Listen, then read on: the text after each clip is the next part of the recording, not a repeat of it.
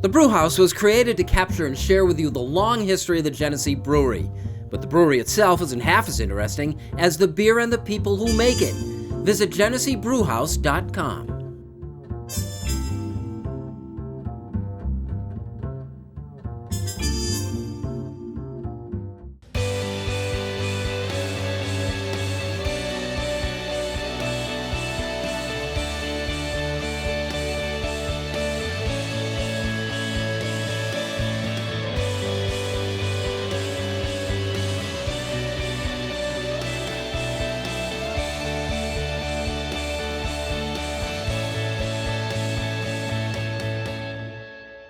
Hello, everyone, and thanks for joining us on the Rochester Press Box presented by the Genesee Brewhouse. We're getting the band back together. Yeah, look at this. Mike Catalana, good to see you again, man. Good to be back, and you have been doing a great job.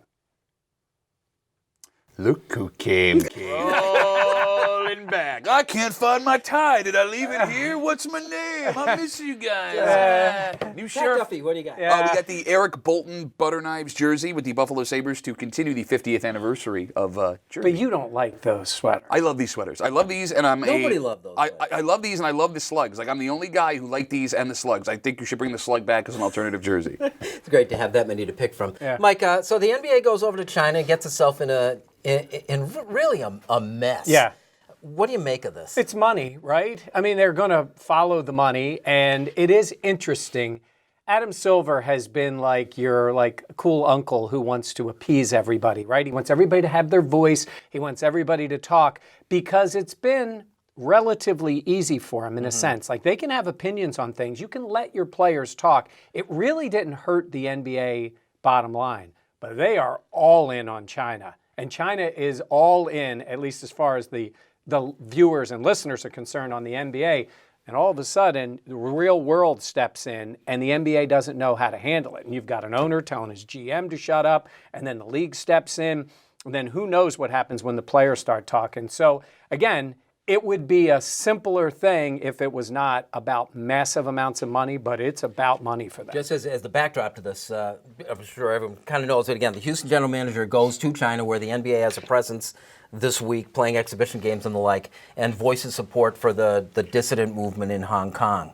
And then all hell breaks loose. But it's not just it's $2.4 billion. $2.4 billion China is worth to the NBA. And I am very disappointed, not only in the NBA, but in ESPN. Because here's the thing. You said that controversy never hurt the NBA. In fact, it helped the NBA. Because what made the NFL look dinosaur-esque made the NBA look like they had their pulse on what was going on with younger Americans. And they sat there and said, essentially, hey, man, listen, we're not going to keep you from saying anything. And when we see injustice, we're happy for you to speak. And then here comes this perceived injustice from the general manager of the Houston Rockets. And all of a sudden, because there's $2.4 billion on the line, ESPN sent out a mandate to their employees that they could not talk politics in regards to the NBA because of the contract that they have with NBA basketball. Which is okay for ESPN. But no, it's not, because they also, listen, however you feel about Colin Kaepernick, ESPN got a lot of eyes on them because of the stances that they took with what was going on with Colin Kaepernick. And they took that same angle, too, where if you want to speak, go ahead and speak. And that's great, fantastic. But when it shows up in your backyard and when it hurts your pocketbook, don't sit here and tell me that you had a legitimate feeling. That makes me think everything going on with the NBA and ESPN in regards to social justice previous was just to cash a check, which makes you the world's biggest disgusting Well, for hypocrite. one thing, it's always been the quality of the opinion. I mean, like, for instance, if an NBA guy comes out and he's just an open bigot or something like this, they would stifle him, although that's the flip side to the social justice question. They just don't like that opinion.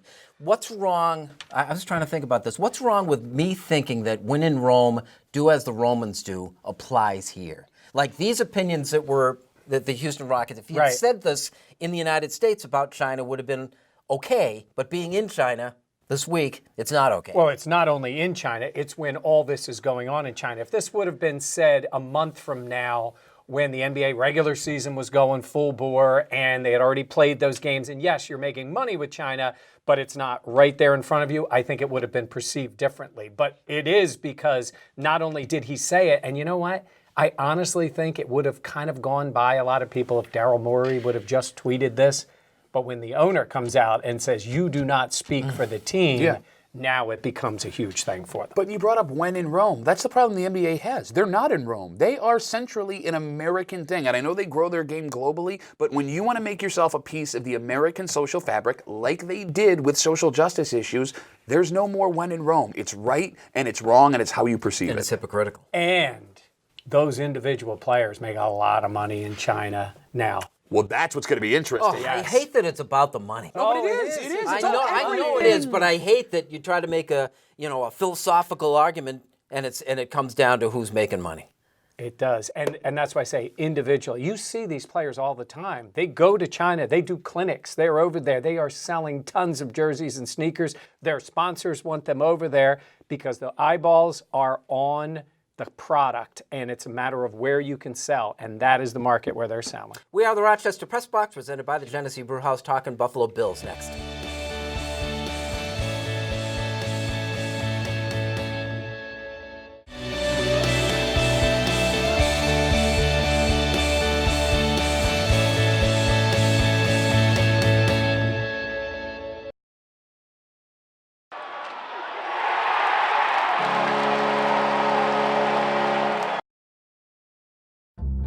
The Press Box is brought to you in part by Bay & Goodman Pizza, a local Rochester favorite. Corner of North Winton and Browncroft, Bay & Goodman Pizza.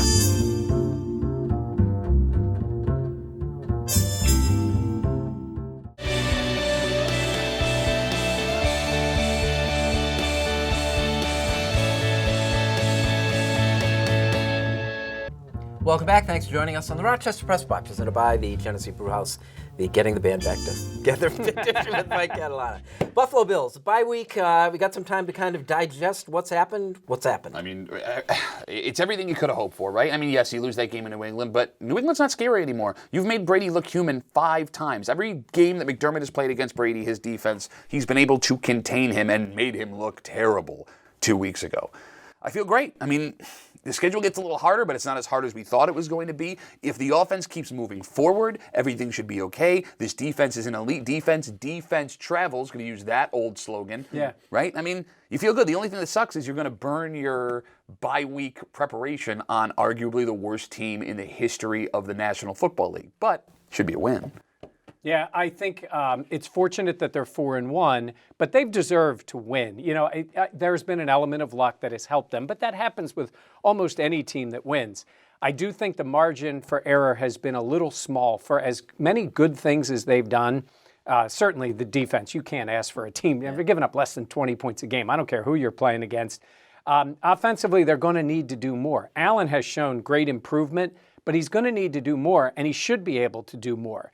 They have not scored enough. They only have 90 points through 5 games. This team's going to need to put the ball in the end zone a little bit more. Their field goal defense has been outstanding. Okay, I want to ask you something seriously, right? There's no way that that's just luck. Are they doing something? Nope, it's luck. There's no way. What are they, 4 for 8? 2 for 8. 2 for 8. Did you see the kicks? Well, one of them got blocked. One, partially Well, blocked, it's so but funny the other how ones easily were. you flip the narrative, because if those two teams, the Jets and the Titans, make field goals, we could be talking about 2 and 3. And that's why I'm saying is, and the team might be the same. We're 3-2 or any combination of those things. But come on, look, you've seen progress here. And to Pat's point, with the schedule the way it is, there are wins out there for this team. And I think what you have done is you've raised the bar now, right? We know they're good. We know the defense is really good. They should be in every game the rest. There is no game that you go into and you go, okay, I mean, they're in a lot of trouble here. Yeah, they may be, at Dallas maybe or at New England. Who knows how it goes the rest of the year in that sense. But they're going to be favored in 2/3 of their games easily the rest of the way. And I think there's an important reason why. You brought up if they make a couple of field goals, you're 2 and 3. I don't think that's necessarily true, because something that McDermott and Daboll seem to be doing this year that they never did before, situational coaching. They're not going after points. And I don't know if this is smart or not, but they're adjusting the game plan in game to get them exactly over the line of where they need to be so they can trust their defense. I mean, you're seeing it when they're coming out of halftime every single game. Yeah, I would say one thing about them. The defense, I really, like I said, is going to continue. It would be nice if they got some more turnovers in order to help the offense. The Bills' starting position is low. They are at their own 27, and the reason I bring that up is it's tough to drive down the field all the time. A few turnovers on the other end of the field would be great. And the next thing that can really make them good is Allen hitting some big plays, some deep balls, because that's how you take your offense to the next step. It would be great to see the 50-yard bomb go for the touchdown or somebody catch and run with the ball. It's tough to move down the field. They've done a really good job with that, but it's hard to win a lot of games 14-7 or 17-14, but they found a way to do it. But what you brought up actually cements how good this team is and why this team will continue to be successful. They're not winning defensively on turnovers, right? They have a shockingly low amount of turnovers. This isn't 2011 where there were balls bouncing into people's hands and you're coming back from 14, 21-point deficits to win games. Like, this defense is winning and dominating without taking the ball away. Right, but I'm saying is you need that next step to help the offense, or the offense is going to start helping itself a little bit. It's great that they can now get first downs and drive down the field, but like I said, that's tough to do. You need the chunk plays, the big plays, somebody taking off. Getting Singletary back will help. That's another weapon out there. Maybe now, wide receiver-wise, you start getting the ball down the field a little bit, depending on what you have. Maybe that's the next step for John Brown. He's a speed guy. He has been great, but getting him down the field. There's a lot of things they can still do, but right now, in no question in my mind, this is a team that is going to be right there for the playoffs. We are the Rochester Press Box, presented by the Genesee Brew House. Like it or not, is next.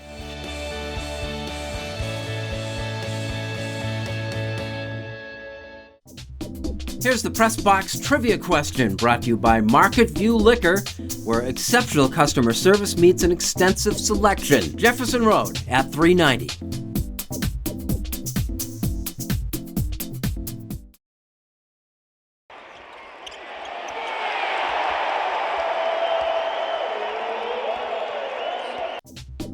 Here's the Press Box trivia answer, brought to you by Market View Liquor, where exceptional customer service meets an extensive selection. Jefferson Road at 390.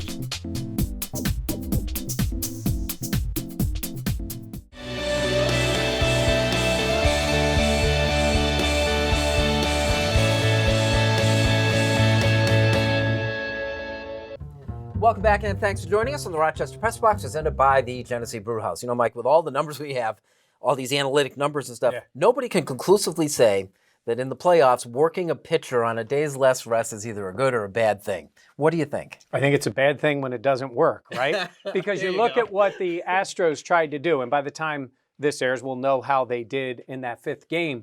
But it's easy for people to say, oh, you wait, you bring Verlander back for Game 5. And really, you would play a Game 5 with Garrett Cole sitting in the dugout. Now, I know you have Verlander, but it's sort of easier to say. There have been guys to do it, and there are times when they just don't come through. What was interesting in that case with Verlander, who's been so dominant, is, he's given up some home runs, but they started to string together some hits on him, which normally doesn't happen. And I start to wonder, even in the great pitchers, if it gets in their head a little bit. They think a little differently when they take the mound. They love routines.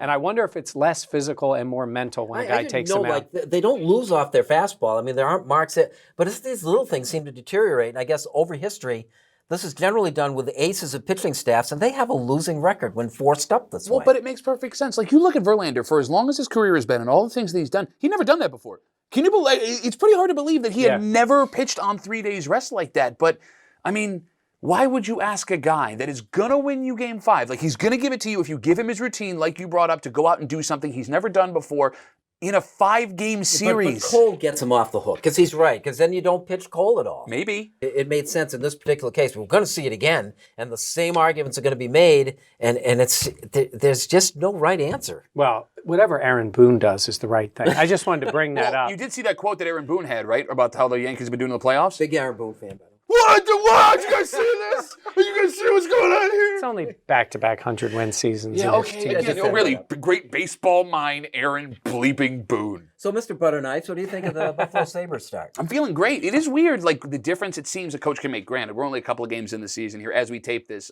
they've got points in every single game. But, I mean, Mike, you're watching these teams. Yeah. They look like they're a different team. They're skating harder. The system is different. And you know how I felt about Housley's system last year. I mean, just simplistic defense that it seems they're running is moving the puck up ice, and they're fast. They can fly. I like this team a lot. Give me a goalie. We're good to go. Even when they lost the other night, you know, it's funny. Everybody goes back to the 10-game winning streak. And that was fun in the time you're watching it. Everybody knowing that there was certainly an element of luck when you go to overtime and you go to shootouts in those games. But even in the loss the other night, I was more impressed with them in the loss to Columbus than in any of the wins in the 10-game winning streak last year. Sure. Because they down 2-0 early on the road against a team coming off a bad loss. They fought back, they played, they got good goaltending in that game, and they ended up, Eichel gives it away in overtime and they lose the game. Okay, they lose the point. That was one of those good points on the road games than it would be if you would have stolen it by a play in overtime. Here's the key to success this season. They're getting defensive points early. Rasmus Dahlin, as we tape this, has 5 points in 3 games, and you are getting massive secondary scoring, especially from guys that were playing in Rochester last year. Victor Olofsson, my God, that shot. They're going to be good. 5 out of 6 in their first 3 games, 5 out of 6 points. There's nothing wrong with that. This is the Rochester Press Box, presented by the Genesee Brewhouse. Unfinished Business is next.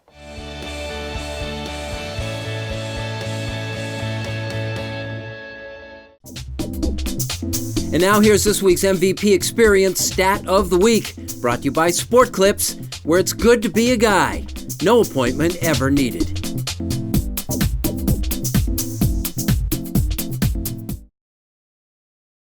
And now to Eichel. He floated one. This cinnamon sugar pumpkin latte looks amazing. Yeah, it's so good. Yeah, I wish I were this creative. Oh, I'm not that creative. Oh, wow. Did you just carve this? I did, yeah. Try our new signature latte. It's all things pumpkin at Dunkin'. Welcome back, and thanks for joining us on the Rochester Press Box, presented by the Genesee Brewhouse.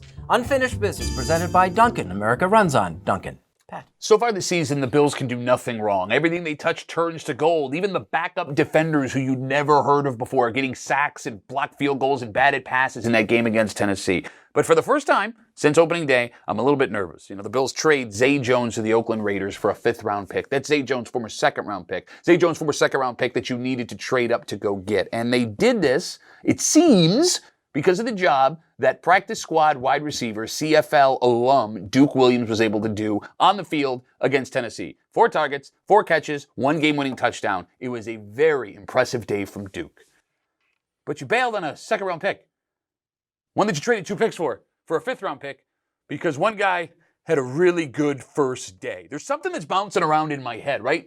Duke Williams, 6 weeks ago, wasn't good enough to make this roster. And as of earlier this week, he was good enough to push a 2nd-round pick out the door. Now, I'm not saying Zay hasn't been disappointing, but there are roles that Zay had that you didn't see. He was a fantastic run-blocking wide receiver. And God forbid, knock on wood, something happens with Duke Williams. Or he's not what we thought. Or he can't do the little things that Zay was doing. If he goes down, you don't have another run-blocking wide receiver on this roster. I don't know why you felt the need to ship Zay Jones out immediately. He could have stayed around for a little while. And this is one of those things where I'm a little bit nervous, could bite him in the you-know-where coming down the line. I'm going to stay with the Bills and talk about something we've talked about for a couple of years here, and now I get a chance to come back and pontificate on it a little bit. I said they had a plan. They do have a plan. And I said at the beginning of this that it's working, and it's working to this point. But they've now escalated that plan. And look at the AFC right now. This is not long-term. This is short-term for that Bills team right now. Look, the Chiefs and the Patriots are better than the Bills. I think everybody knows that, though both of those teams have shown some vulnerability. But this Bills team right now can match up with anybody else in the AFC as long as they take those next steps. I like a lot of what Josh Allen has done, and he has gone from being a rookie who was lost to a guy who has shown the ability to play quarterback in this league. But he absolutely has another step, and he definitely has help on this team. And it's going to take more from this group now. The progression that you would normally take, say they were in the NFC where the competition was higher, might be more incremental. This is a real chance for this franchise. Pat mentioned what they have in terms of the schedule, and you look at what they've done so far. If they can figure out enough, get some more points on the board, keep playing defense the way they are, and follow the plan, I think this team can get in the playoffs, and I actually think they can do a little damage when they get there. So the Minnesota Twins have lost 16 consecutive playoff games. That should be darn near impossible. Given that you're a playoff team, it should be impossible to lose 16 straight. Streak stretches over 16 seasons. It began in 2004 when Hideki Matsui drove home Derek Jeter for the Yankees, of course. 13 of those losses have been to the Yankees. In the 2004 Division Series, the Yankees, of course, then went on to their date with destiny in the Boston Red Sox. But I digress. What's a Minnesota Twins fan to do under these circumstances? This ties the longest losing streak in the playoffs by a professional sports team in North America with the Chicago Blackhawks, who did it in the late 1970s. This is akin to being invited to that exclusive party and then being publicly shamed when you get there, or simply declining the invitation. If it's me, and I'm not really up to the task, I think I don't go. Unfinished Business, presented by Duncan. America runs on Duncan. Mike, good to see you again. Good to be back, and good to put him in his place a little bit. Do you think you did that? What? I'm sorry, I can't hear. My back's killing me. I forgot how hard it was to carry you, Mike. Thank you for joining us again. It was great having you back, Mike. You're too bad. Thank you for joining us. See you next week for the Rochester Press Box.